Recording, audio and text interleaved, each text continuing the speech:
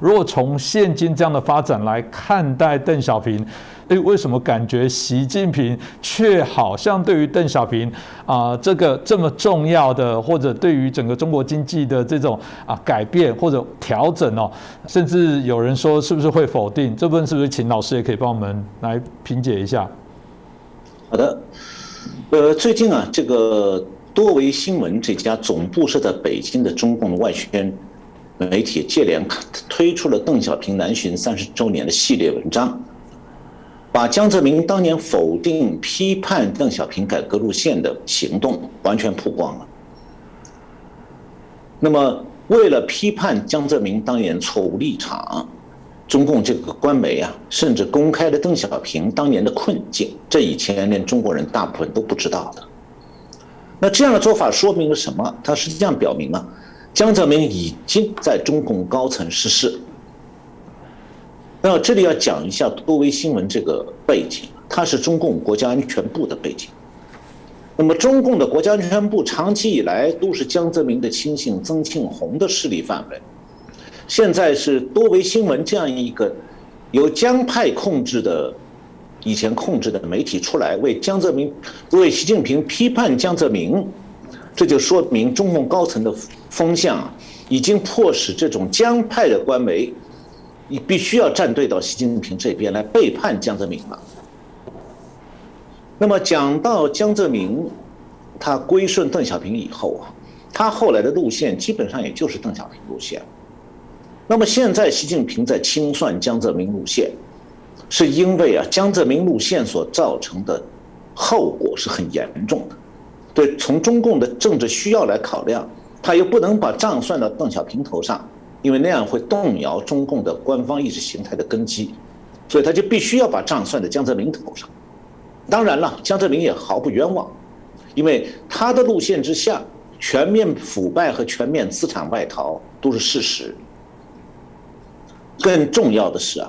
江泽民路线汇集了一大批中共官员大家都得到好处的。这一批人现在敌视习近平，因为只有江泽民路线才能让他们有发大财的机会，才能照应到他们的既得利益。而在习近平的政治路线下，他们生活得很难受，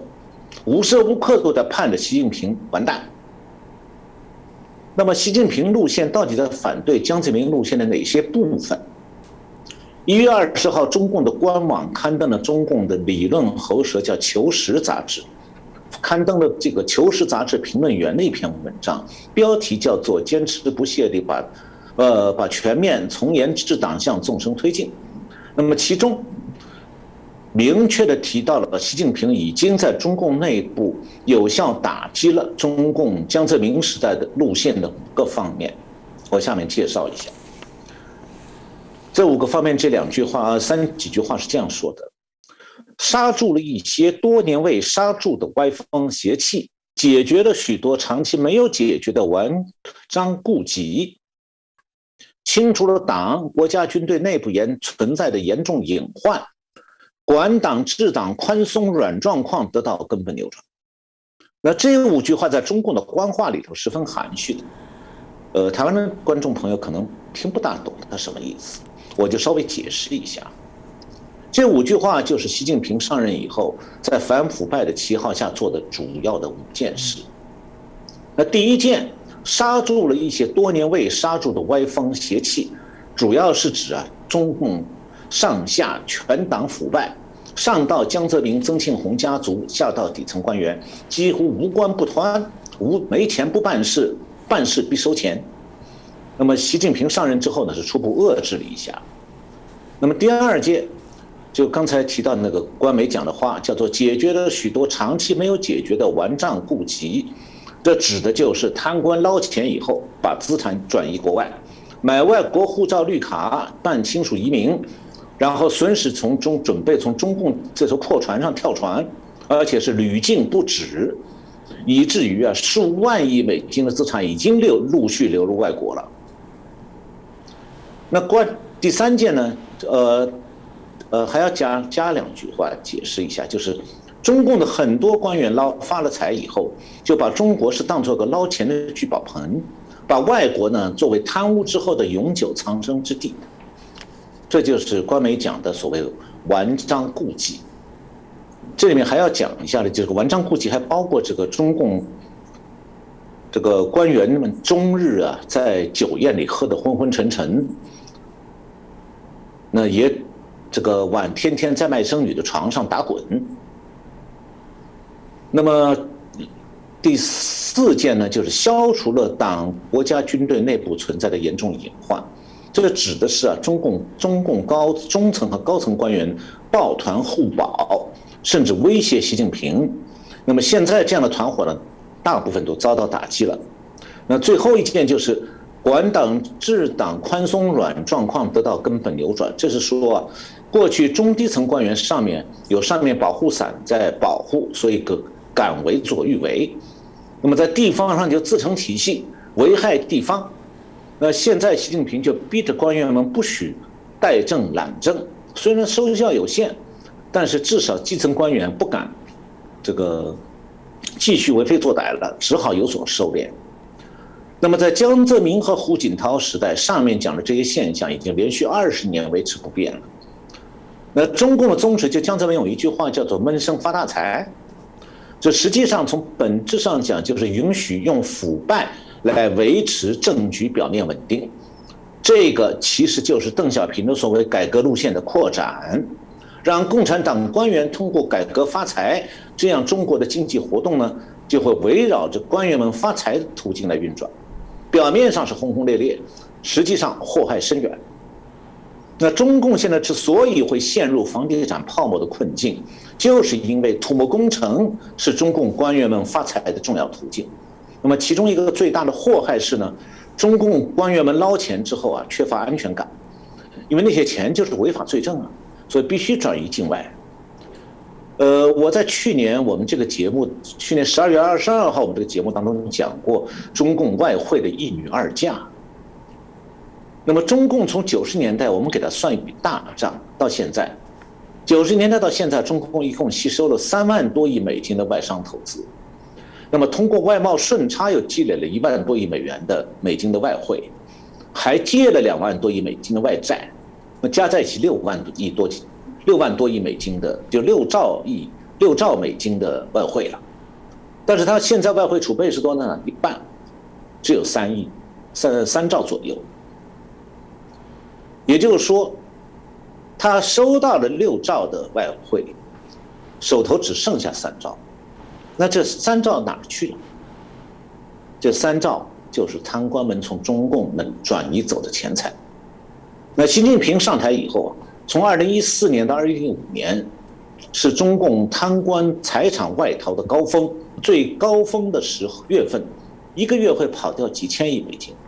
那以后呢，习近平就把这个事情管住了。那么我们从这里可以设想一下，如果邓小平和江泽民的这个经济路线延续到现在，那么中共的贪官们恐怕早就已经把中共的外汇储备掏空了。那么很多人他只是看到中共经济的繁荣兴旺，灯红酒绿，觉得邓小平江泽民路线好那只是看到了这个表面。邓小平江泽民的路线会和这个1990年初期保守派陈云派的路线有同样的结果，那就是它会导致中国经济因为全面腐败和贪官资产大范围外逃而垮下来。所以从讲邓小平的路线如果从贪官的角度讲，当然是成功的，因为邓小平路线保证他们发财了。但是从第三者的角度去看中共的这个邓小平路线，它的成功表面上的成功里头隐含着失败，因为贪官必然会掏空中国，经济发展会被贪官引导到房地产泡沫的歧途上去，然后经济就一蹶不振。那么是不是说习近平批判了邓小平江泽民的经济路线就能够挽救中共统治呢？其实我们已经看到了，自从去年中国这个房地产泡沫破灭以后，习近平治下的这个中国经济已经开始不断的下滑。那么习近平所能做的呢，只不过是尽量延续共产党政权的寿命，但是中共的病入膏肓是他的宿疾，治不了的。所以从今年开始，我们会逐渐的看到中国的经济在一点一点的方方面面的崩塌。当然了，中国是大国，大国的崩塌过程呢比小国要慢，因为大国地方大。这样的崩塌现在是从经济最差的东北地区在慢慢扩展，这个过程会需要一段时间。我们今天谈到了从南巡邓小平扭转了江泽民、陈云派的这个保守的反改革的路线，重新恢复中国的经济改革路线。那么大家现在包括中共的宣传都认为邓小平这个是个大英雄，没有他就没有改革开放，这中共宣传的主调。那么今天我讲到现在，其实想告诉大家的是，邓小平也是大祸害。他的英雄在于他推动改革，但中共共产党领导下的经济改革必然毁掉共产党自己，原因是共产党的贪官自己在毁这个经济，因为他们在共产党的制度里头，贪污是必不可免的，也是他们唯一的为官的动力。但是贪了污以后，他害怕钱财留在中国就是被下狱的证据，所以他必须转到国外去。那么结果就是，中共吸引多少外资，有一半都跑到外国去了。所以说，邓小平这个经济改革早晚一天，同样的会毁掉中国的经济，也会毁掉中国。那么是不是说习近平现在反其道而行之，批判了邓小平路线的很多方方面面，我们前面都提到，那习近平就是英雄呢？不是，习近平同样是狗熊。为什么？原因就在于中共这个经济制度走到今天已经病入膏肓，就像一个癌症病人已经骨瘦如柴，医生告诉他你回家去吃点好吃的，意思就是你慢慢等吧，哪一天我们也不知道，但是反正你不用到医院来了，没办法了。中共现在就这个状态，所以表面上的繁荣虚华没有办法改变中共的宿命。也就是说，习近平再怎么努力，他现在只能是相当于说给一个已经患了绝症的重症癌症病人，给他一口生汤喝，说我帮你再续2天命吧。那么我们现在看到这个中共的病入膏肓啊，从今年开始，中国经济在一点一点的方方面面的在崩塌。当然，中国这个大国，它的崩塌过程比小国会慢。现在崩塌是先从经济最差的东北地区开始的，那这个过程呢，会要相当时间。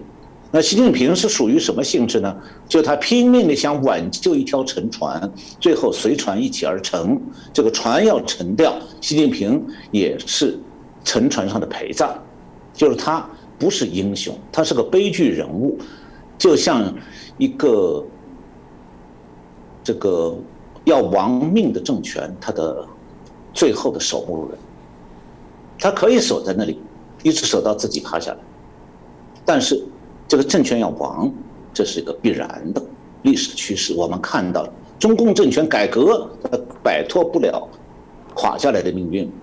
不改革也垮下来。改革以后，官员把资产外逃，也仍然要垮下来。就是说，他的这条路条条是死路。邓小平也好，江泽民也好，习近平也好，每一个都是在推着中共政权往死路上走。